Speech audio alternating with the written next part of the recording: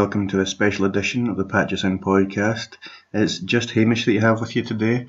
The boys, Dom and Hugh, are still in Japan. I've been keeping in touch with them, seeing what they're up to. Looks like they're having a great time, so hopefully we get to hear lots about that on the next podcast once they're back.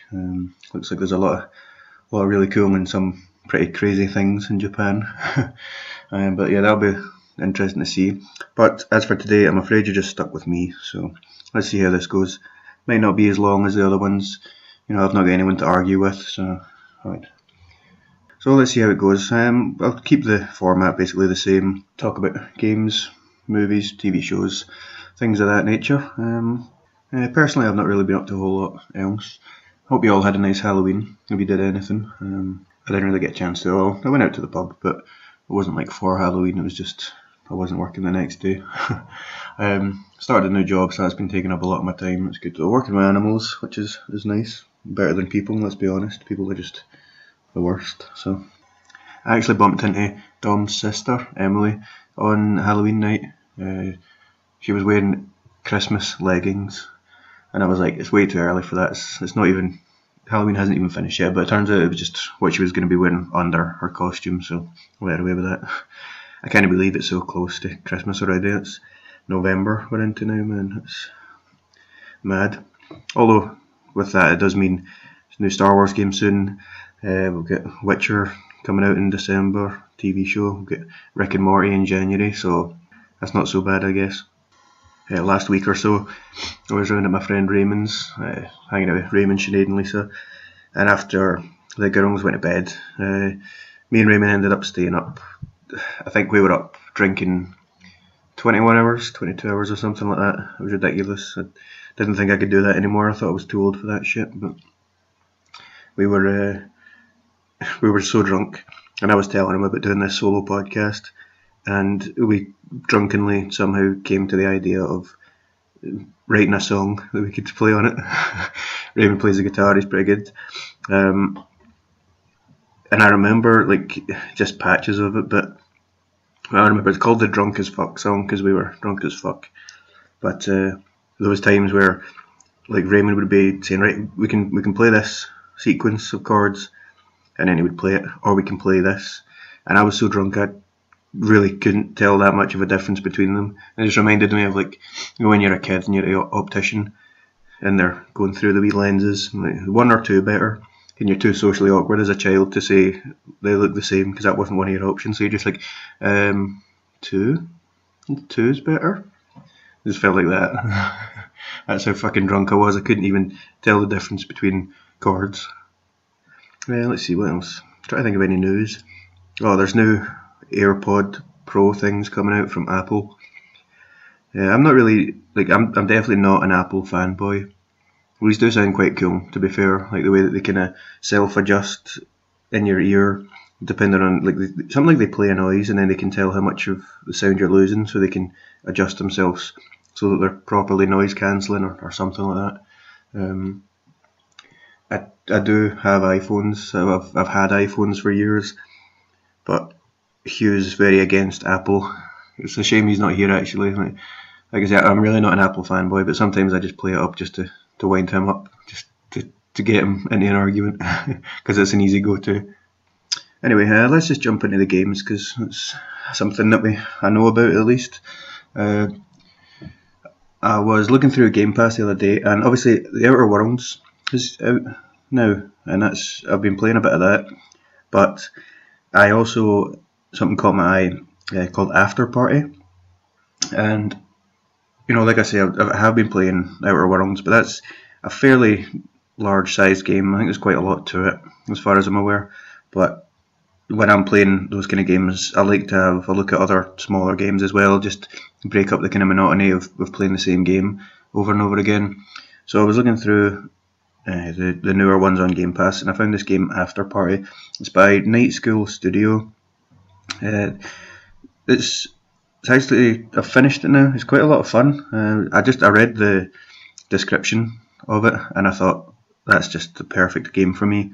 Basically, you play as these two characters. You can alternate between them, but you're always together. Milo and Lola, that's what it is. Basically, you die somehow and you end up in hell, and the aim of the game is to, well, you find out from a taxi driver that there's a loophole to get out of hell, and that's beating Satan in a drinking contest. And I read this and I was like, wow, this is, my whole life has prepared me for this. The dialogue in the game, and like the dialogue choices, and the characters and stuff like that is where the game really shines. Basically when you're talking to someone, you can have a drink as well, and each drink will have different properties. So some will make you, like, some will be liquid courage, some will be flirty, some of them will be even like a kind of sports fan and things like that. So basically when you're in a dialogue with someone, you'll get a couple of options, but then there'll sometimes also be another option. If you drink, you can say that instead. So it really is quite extensive. Like, most bars that you'll go to will have like 4 options of drinks, and between that there'll be like 3 or 4 different types. So there really is quite a lot of variation in all of the things that you say. So that's quite cool for replayability as well. The game's not that long, so if you really wanted to, you could go through it again. There's decisions you need to make, like for example, to get into Satan's party, you need an invite, and then you find out there's basically 2 options to get an invite from. So if you do one, you won't see the other. So again, replayability with that. You can see new things. I think some of the achievements as well. Most of these were secret, but from the ones that I was unlocking, it was telling me doing it this way. There's obviously, you would have to play it at least twice, I think, to get all of the achievements. But yeah, the quests that you do are fun. The characters are fun. You start hearing a wee bit more about the main characters' backgrounds and their friendship and stuff like that, and you do get quite invested in them. The soundtrack's really good as well. I quite enjoyed that. It was quite fitting for it. The art style's nice. It's like it's a side-scrolling game, like 2D side-scrolling game, but it's a kind of 3D art style. It looks really nice. It looks quite cool. Some of the concept of the characters in that is cool as well. Definitely give it a chance if you've got Game Pass. That's a really good little game. It's good fun. What else? Oh, there was another small game I played on the Game Pass as well, Minute. It's spelled like MINIT, but also it means like minute as in 60 seconds, because basically you play 60 seconds at a time. You die every 60 seconds because you pick up this cursed sword. It's very retro, old style, like graphics, like 1986 Legend of Zelda kind of top-down graphics. It's like that. Basically, just go screen to screen, and you need to progress. Doing puzzles or certain things to make a wee bit of progress, and then obviously next time that you come alive again, then you can go a wee bit further and a wee bit further. This game, if you know what you're doing, you can finish it really quite quickly. But obviously, unless you've played it through the first time, trying to kind of learn things and see what you need to do, then you're not going to be able to do that without a walkthrough. But again, it's a really unique style. It's quite an interesting concept. I can't think of any games that I've played that are like that, although I'm sure there must be some. But definitely another one to give a try if you're looking for something that's really easy to just pick up and start playing. It's really quite charming as well, even though the graphics aren't fantastic. You don't even mind it because you're enjoying it, so that's good. Another fun one that I'd just use these kind of games to play, like I was saying, in between playing things like the Outer Worlds, the larger games. So let's talk about the Outer Worlds actually. Any fans of Fallout will probably like it. It's basically like a sci-fi Fallout with a kind of Borderlands style look to it. It's not completely cel-shaded, but it just gives off a kind of Borderlands vibe. Again, it's obviously much like a Fallout game. It is dialogue heavy. There's a lot of that in it, but you do get plenty of first-person shooter, action in it. You don't have VATS as such, where you would slow down time and you can choose body parts. Like you can press right bumper and you can slow down time so that you can aim, at certain body parts and things like that. But you're doing that freehand. You're doing that yourself, basically.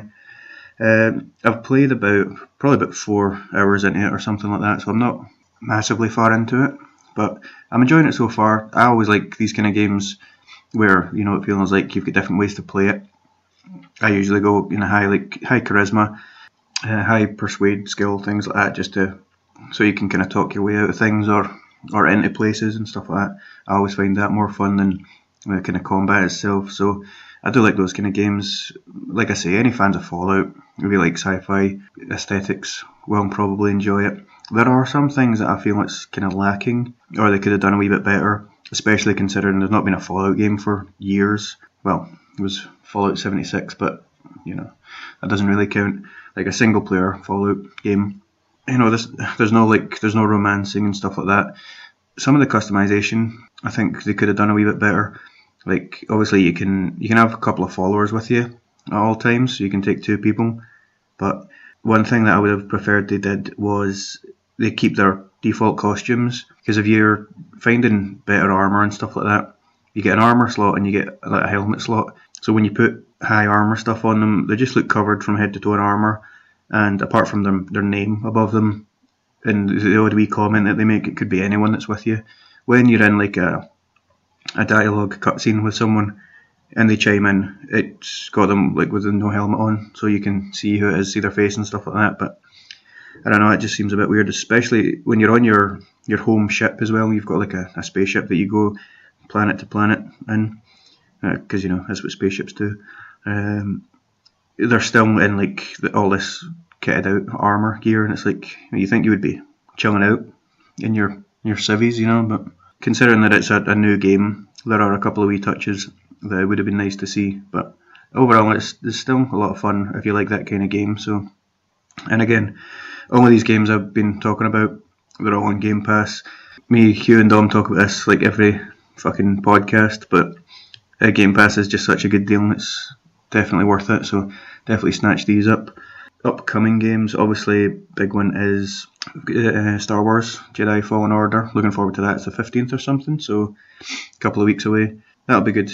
And nothing against what's his name, Cameron Monaghan, the actor, but I kind of wish it wasn't him that was the protagonist. I don't like playing as like in general, I don't like playing as a famous person, because I feel like it's a bit kind of immersion breaking. I like a bit of a character customization, so you can make that person your own, or at least an unknown or made up person, so that you don't have any kind of correlation of them with something else. Obviously, he played Jeremiah, or basically the version of the Joker in Gotham.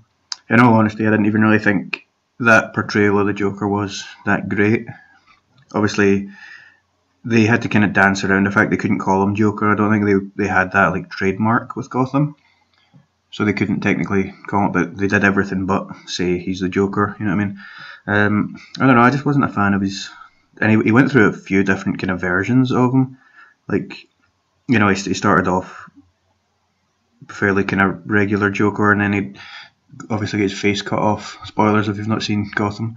So he was like the New 52 Joker and stuff like that. He went through different kind of phases of Jokerism, but I don't know what it was. The guy's an alright actor and stuff like that. I think he does okay acting, but I just didn't really like that iteration of the Joker. But that's a conversation for another time, I suppose. But of course, obviously not going to let that stand in the way of getting Star Wars Jedi Academy, or Fallen, what is it called? Jedi Academy, that was the old one, fuck. Fallen Jedi Order. You know what I'm talking about, that one. I've not even been drinking, Jesus, I can't even remember the name of the fucking game I said 2 minutes ago. It looks good, the gameplay that I've seen. It looks very similar to Battlefront 2, like the recent Battlefront 2 in the campaign when you were playing as Luke those times, I think. But obviously it's very hard to properly tell from a wee bit of gameplay videos and that what it's actually going to feel like and stuff like that. But big Star Wars fan, so I'd be getting it anyway. Looking forward to it, fingers crossed. Hopefully it doesn't go the same route as Battlefront 2 did and piss off absolutely everybody. Just need to wait and see, I guess. One thing I'm a wee bit cautious of is you don't get to choose, light side or dark side. And not just to say that I would specifically go dark side, but I always like having a choice of games, in games, if you, play it one way or play it the other way. Not to say that, it's not going to be good because of that. Obviously, some games are very kind of, like God of War, for example. The new God of War was linear, strict, basically, like, you couldn't make choices in that as such, but absolutely fantastic story. So it's still got every chance to be a good game and have a good story. I just, in general, like the option of playing it differently, But yeah, looking forward to it. So we'll see what happens then. We'll probably, well, I don't know when we're going to be doing the next podcast. Hugh and Dom might be a bit jet lagged for a while when they come back. Probably get things to catch up on and stuff like that. If it's out, obviously, we'll be talking about it on the next podcast. But let us know your thoughts as well if you do get a chance to play it, or even if you've played any of these games that I've been mentioning. You can always just send us a wee message. We've got our Instagram, patchusinofficial, patchusinofficial@gmail.com. You can send us an email and stuff like that. Twitter at patchusin, twitch.tv/patchusingaming. Any one of those, you can always get in contact with us. So don't be afraid to reach out with any questions, comments, anything like that. Always nice to hear from you. Another big game, of course, the one that everyone's been waiting for. You'll know what I'm talking about. It's already been out. Garfield Kart Furious Racing. I mean, who wouldn't want to play a Garfield racing game? That's the motherload. I don't even need to ever buy another game, actually. Like, you know what? Forget what I was saying about Star Wars. I just need to get Garfield Kart and just some lasagna and just sit down, quit my job just so I can play Garfield Kart all day, because that's the dream.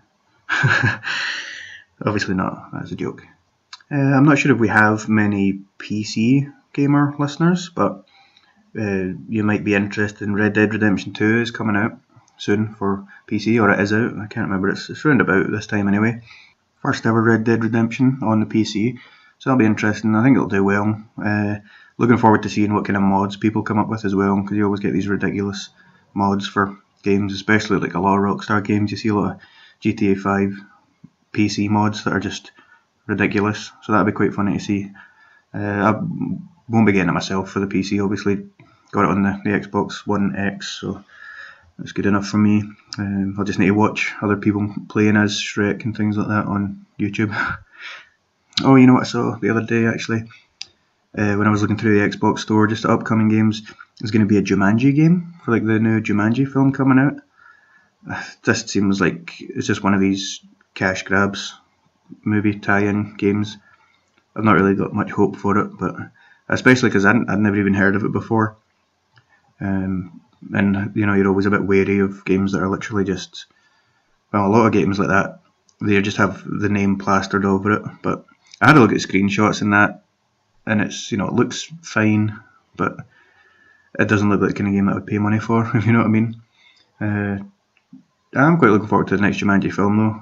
I mean, we get to see The Rock playing as Danny DeVito, so that's going to be incredible. That'll be interesting.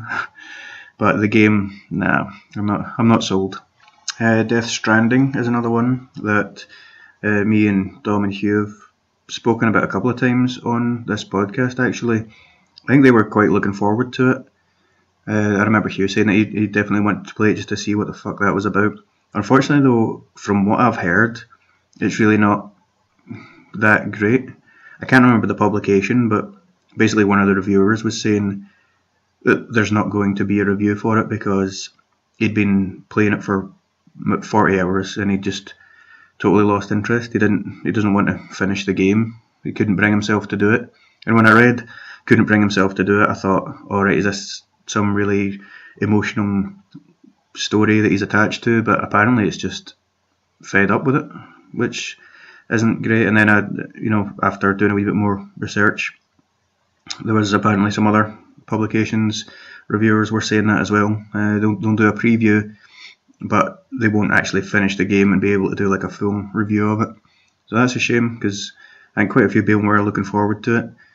It looks very interesting, certainly, but apparently gets a bit tedious, a bit repetitive, which is a shame, because it did look good. But it might be something that I still pick up eventually, maybe on sale, but not a good start if that's what people are saying about it, unfortunately. Of course, there's Pokemon Sword and Shield coming out, another big one. I mean, that's Pokemon, that speaks for itself. Definitely be picking that up. I need to buy a Switch first, mind you, but I think I'll definitely be picking one up. I'll maybe see if there's any bundles, if it comes with the game and the Switch, because I'm looking forward to that. I think quite a few people, even the kind of old school people that dropped off a bit during the kind of later ones. I think there's a kind of a returned excitement for those games coming out. So I think it'll be quite popular. Well, it'll definitely be popular. Like I say, it's Pokemon, but I just mean among my friends. I think Jason was saying he was going to pick it up. He just recently got that Switch Lite, and we talked about briefly on the last podcast. Shenmue 3, another big one. We've talked about that before as well on the podcast about the Kickstarter with it. I'll be honest, I never played them all that much. I played them a bit when I was younger, and obviously they went on to Game Pass recently, and I gave it a shot, but I don't know, I just couldn't really get into it. I think it's one of those games that if you played it at the time, fair enough, you'll be happy to go back to it. I know my brother was a big fan of it, he loved those games, so he'll probably be picking that up. But for me, I don't know, it just never hooked me. I think I was too young when it first came out. Yeah, the number one upcoming game for me though is definitely got to be Cyberpunk 2077. I was reading the other day actually, apparently Keanu Reeves enjoyed it so much that his screen time in the game doubled. He wanted to be in it more. That's a good sign. Huge fan. I've talked this so many times of CD Projekt Red. So even in these days where everyone's like, don't pre-order games because developers will fuck you over. I've got faith in CD Projekt Red, so I'll probably set up for a pre-order of that. You know what I mean? I got more than my money's worth with Witcher 3, for example, and all the Witcher games I've loved. So that's definitely one. That's all the way in April though, which is annoying, but better it's a good game than it's rushed or anything like that, I suppose. So looking forward to that. So I think that'll probably do us for upcoming games. I feel like this has basically just been a fucking news podcast so far. Speaking of the Witcher, we'll talk about the TV show that the trailer's out for now, like a good trailer. But first, it's time for the traditional sparking of the can. I don't know how this is going to sound. I can't get the microphone that I've started using working anywhere. I don't know what's wrong with it. We usually have it in a mixer, and I was just trying to put it straight into the laptop, but hopefully this sounds alright because I'm literally using the microphone on my laptop, and I've got a cold as well. It's just everything bad happens at once, but hopefully the sound quality's alright. But anyway, without further ado, let's spark this can, lads. Oh, that spiked. I'm sure it'll be fine. So the Witcher TV show. First thing I need to say, Henry Cavill, he's awesome, and I'd had faith in him, and has been reaffirmed watching this trailer. His voice is not like he's trying to, completely imitate Doug Cockle, the original kind of English voice actor in the Witcher games of Geralt, but it's really good. It's spot on. It's just a perfect Geralt voice. So that's good. Also, you see a bit of combat in the trailer, and that looks really fluid, looks really nice. It looks very similar to the movements in the game when you're sword fighting. Overall, it looks great as well. Like the budget. Obviously, I mean, these days, high budget television is became kind of the norm these days. With things like Game of Thrones, and a lot more money gets thrown at TV shows to make them high production, and it's just good to see that, because it's something that you sometimes notice when you look at older shows. You can tell that the budget's a bit low, or even comparing the first season of a show to later on seasons when it picks up a bit of steam, gets a bit of popularity, and therefore gets more funding and things like that, and more money given to it, a higher production value. Also, I think I hope that The Witcher is going to fill a void that a lot of people might be feeling with Game of Thrones having finished. Especially now that the news has come out that at least one of the Game of Thrones prequel shows is cancelled now, apparently. So yeah, I somewhat selfishly want people to, start watching this, and I want it to do well purely because I want more of it. I want the numbers to be good so that Netflix will renew it. And sometimes they're funny with their renewals, even shows that are massively popular. They'll only give a couple of seasons to, or something like that. But I've also heard that they've got plans, not Netflix specifically, but the writers obviously have plans for another 7 seasons of The Witcher or something like that. There's only 8 episodes, but I mean that does make sense because these follow the books and not the games. Even though there is a lot of content in the games, you could probably make a good few seasons out of that. But, working off of the books, obviously, we've got a wealth of stuff already there. I mean, similar to Game of Thrones, that's how Game of Thrones started. Obviously, the books, well, at least the majority of the books were already written. So I've got my fingers crossed for it. Apart from Henry Cavill, I don't really know, well, I don't think I know a lot of the cast. I think Lars Mikkelsen's in it, Mads Mikkelsen's brother, and I think he was in an episode of Sherlock, like the British one with Benedict Cumberbatch. He was obviously in House of Cards as well. He was the Russian president, Petrov, in that. So I know he's a good actor. He's really good, actually.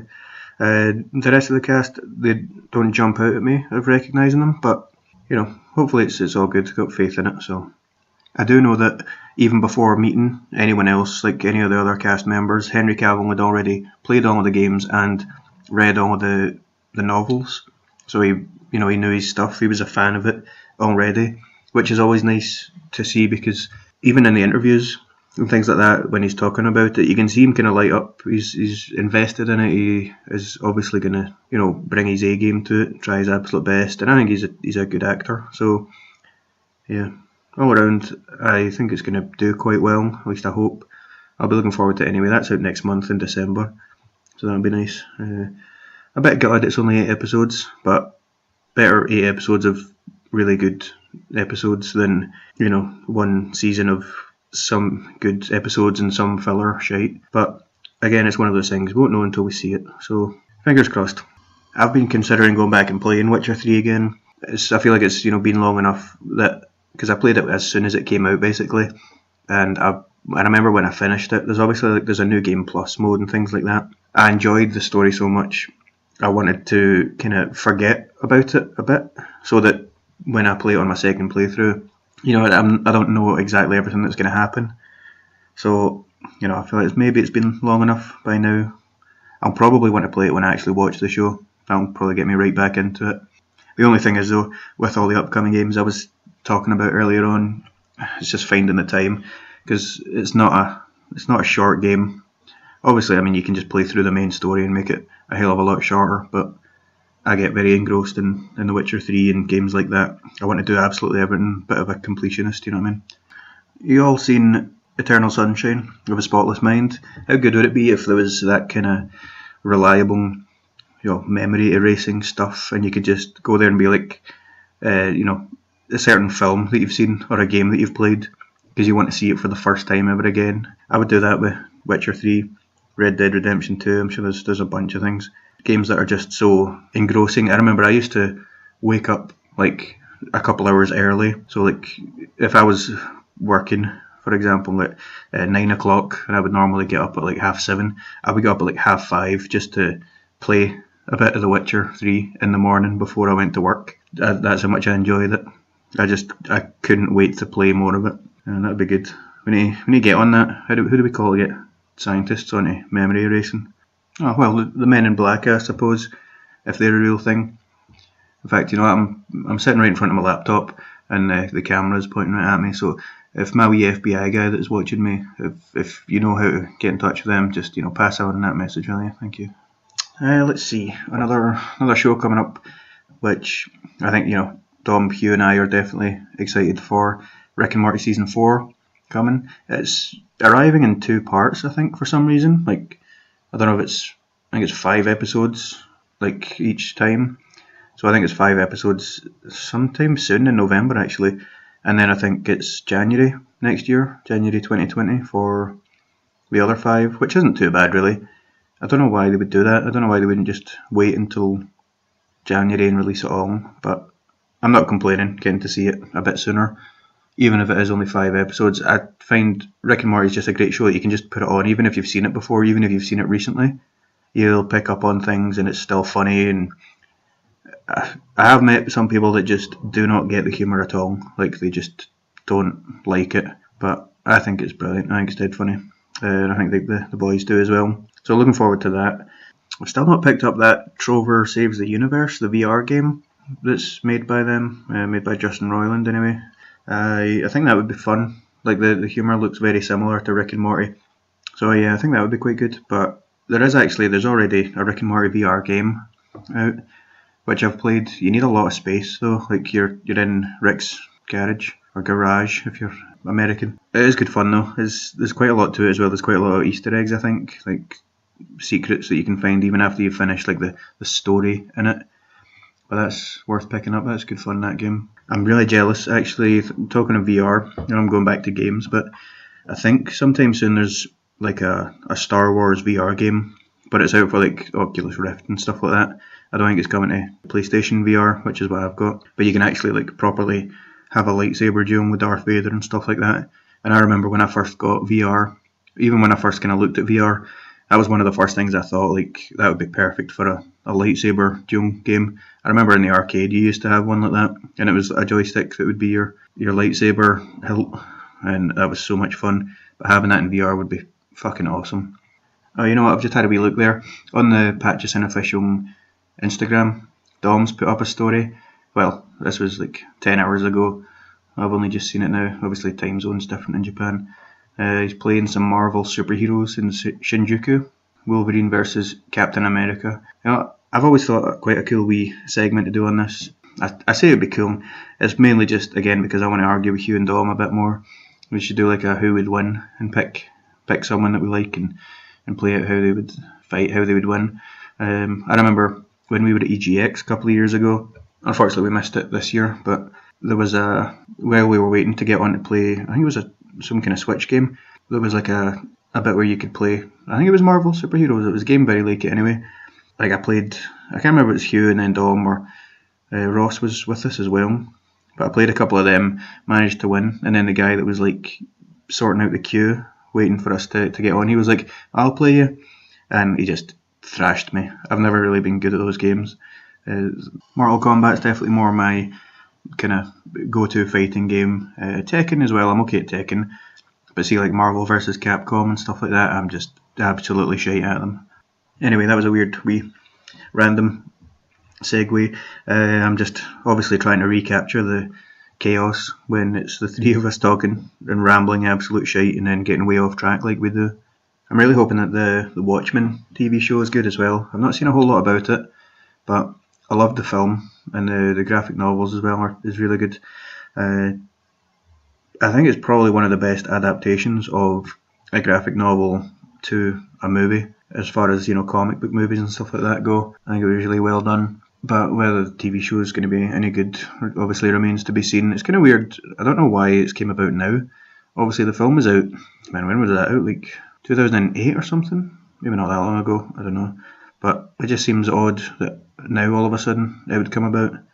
But yeah, the film was really good. It had some great performances. Like Jeffrey Dean Morgan, who's a comedian. He was really cool in that. Oh, speaking of Jeffrey Dean Morgan, how is The Walking Dead get 10 seasons? There's like 10 seasons now, or the 10th season is coming out. I watched it when it first came out. I got 2 seasons in and I got bored with it. I think I watched a wee bit of the 3rd season actually, but I don't know. See, after they killed Shane, John Bernthal's character, I just kind of lost interest. I thought there was a really interesting duality, an interesting kind of rivalry between him and Rick. Whereas, Shane was very much more, you need to do whatever it takes to survive. It's a zombie apocalypse. And Rick was like, no, we need to try and save everyone, leave no one behind. And, even if it's going to get you killed, basically, which is stupid. And I've watched like very small bits and pieces of the later seasons, but Rick basically just turns into that character anyway. So it was kind of pointless. I think it would have been better if they just kept Shane around and, they kept that dynamic up. 2 different ways of dealing with things and stuff like that, and the morality of saving yourself or, risking your own life to save someone else. I think that made it really quite interesting. And it was good to see, it was good to discuss with people how they felt and how they would do things. But obviously Shane only lasted a couple of seasons. I think he came back in 1 episode later on, but like a flashback thing. But it was just, I don't know, it lost a lot of its intrigue when that happened, when Shane was killed off. But obviously enough people still like it if they're 10 seasons on, and they've had Fear the Walking Dead, which was like the spin-off, I think. Like I say, I've not really kept up with it, but yeah, people must like it. Sometimes things can just go on for far too long, though. A common, complaint that I hear about it is it's just really slow. Like, it's all about kind of drama between the humans and stuff like that, which is fair enough because there's nothing wrong with character-driven stories. You know what I mean? That's fine. But basically, like, what I hear is it's just a load of talking for 45 minutes, and then there's like some zombies show up at the end, or walkers, whatever they call them. I always think it's weird in any kind of, well, not any kind, but the majority of things that have zombies in them, they've never heard of zombies before. No one's just like, holy shit, that's a zombie. So that's why they call them like walkers or Z's or random shufflers and shit like that. I would say it kind of ruins your suspension of disbelief, but then again, it's a show about fucking zombies, or a movie about zombies, you know what I mean? I can't even remember if I talked about this on the last podcast. I don't think I did. But I saw Zombieland 2, Double Tap. I think I've talked about it previously. I think I put some things up on the Instagram, but I don't think I've talked about it on the podcast. If I have, then I was too drunk to even remember. Days are all mixed up because I'm, working and stuff like that, random days. But yeah, Double Tap, brilliant film, really funny. It's one of those sequels that's as good as the first one, definitely, I would say. The humour is still fresh, and I was like laughing out loud, funny, which I don't often do at the cinema. You get that wee exhale through your nose, the kind of, oh, that's funny. But I was properly laughing out loud at a good few parts. The whole cinema was, actually. Also went to see Maleficent, Mistress of Evil, so Maleficent 2, basically. That was pretty good, if you like Disney films and things like that. A lot of the performances were really good. Angelina Jolie was good.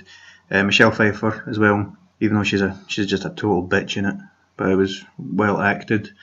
Chiwetel Ejiofor, he was good in it. He wasn't really in it for very long, but his scenes were good.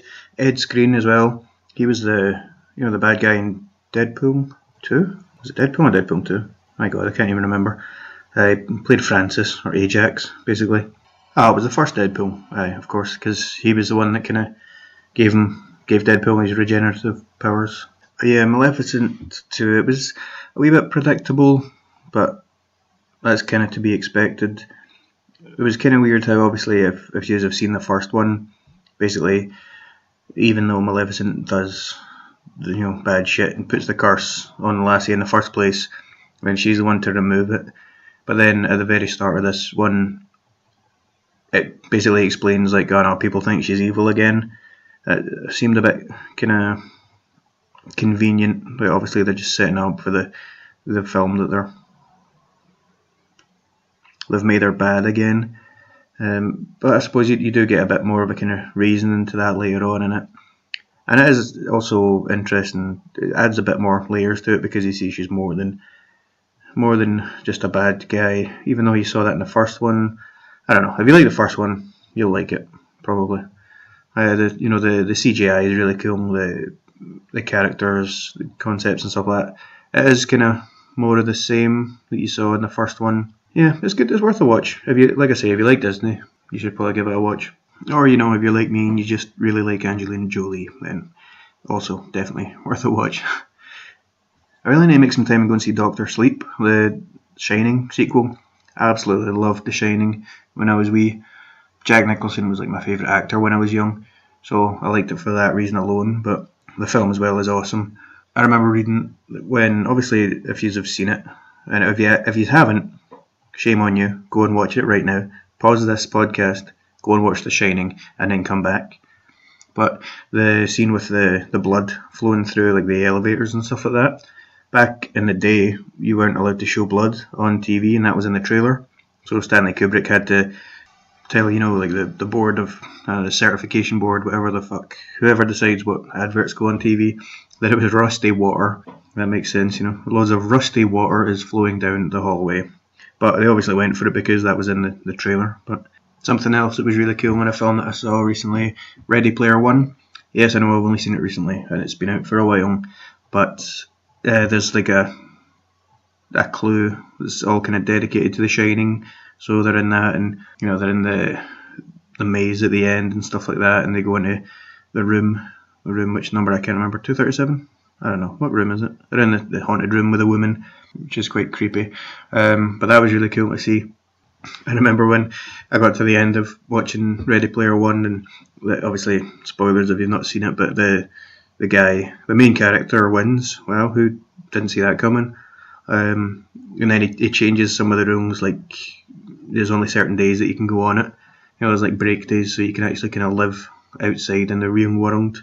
And then I remember thinking, like, imagine having to have rules to stop playing video games.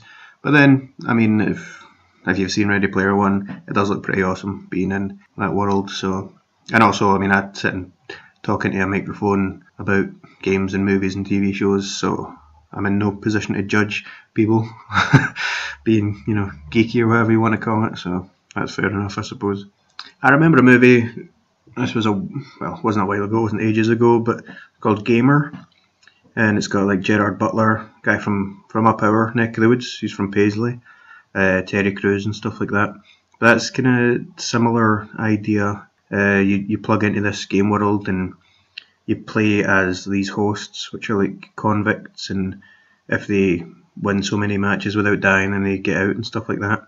It wasn't really received very well, but it's one of my guilty pleasure films. I really think it's quite cool. I mean, it's partly because Terry Crews is awesome, and I like Gerard Butler as well. He's good. If you've not seen it, give it a chance. It's kind of cheesy. It's not shite, but it's not the best film. Like I say, it's one of my guilty pleasures. I think it's definitely worth trying, especially if you like things like Ready Player One. But anyway, back to Doctor Sleep. I don't know. I've not read it. Right, I've read The Shining when I was young. I've not read Doctor Sleep by Stephen King, but from what I can see from the trailer, I don't know. It just seems like different. It seems more.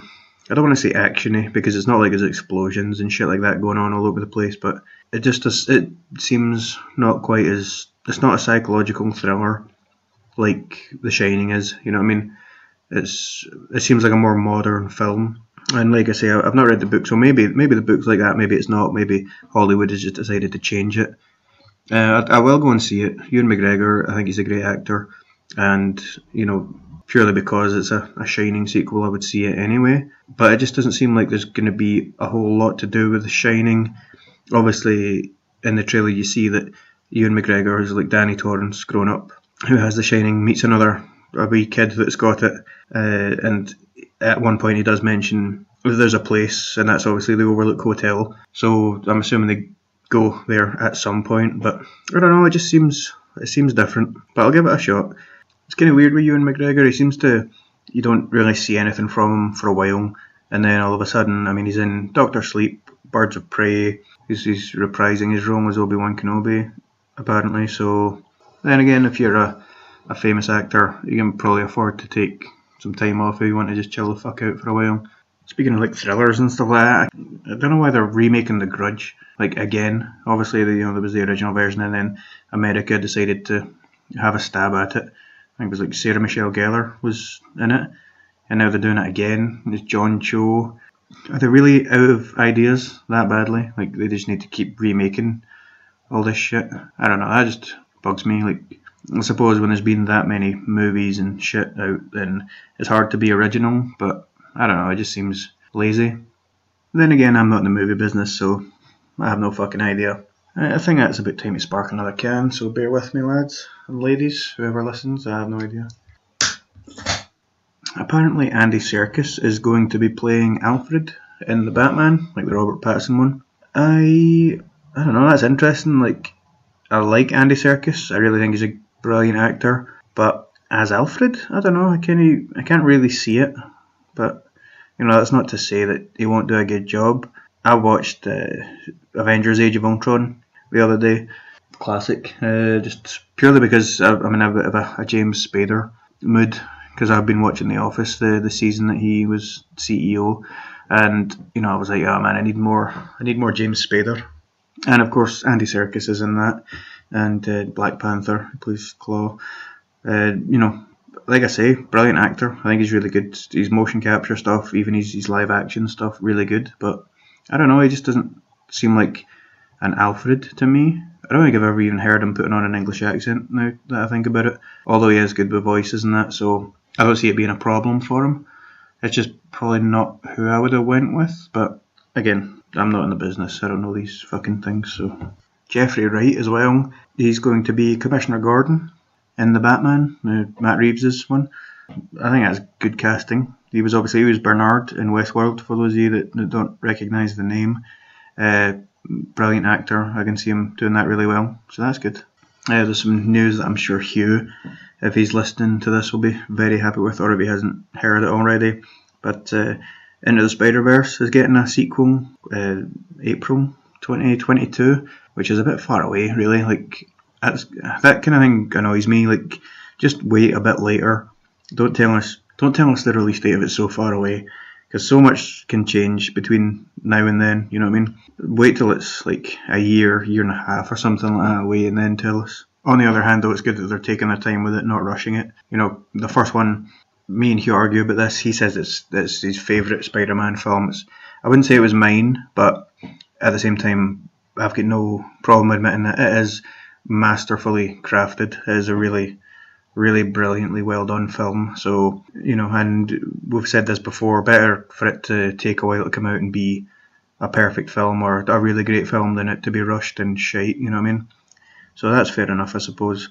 You know what, I'm going to get slagged rotten for this, for anyone that's listened to me talking shite for this long, but there's a film that's been announced that I am very much looking forward to. There's a sequel to Hocus Pocus. I don't know if you guys have seen Hocus Pocus. Amazing film. I loved it. And I'm really glad that I'm talking about this when Hugh isn't here, or Dom for that matter, because he probably would join in as well.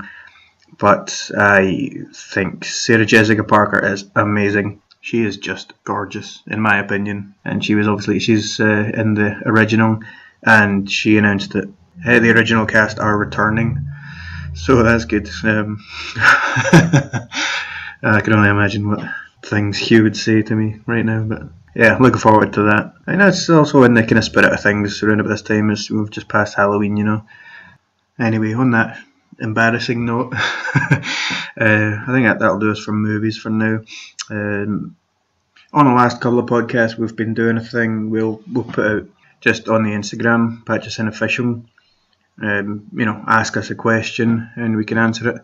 So I got one very, very serious question. You know, I was a wee bit shocked when I read it, and it was from Dom himself.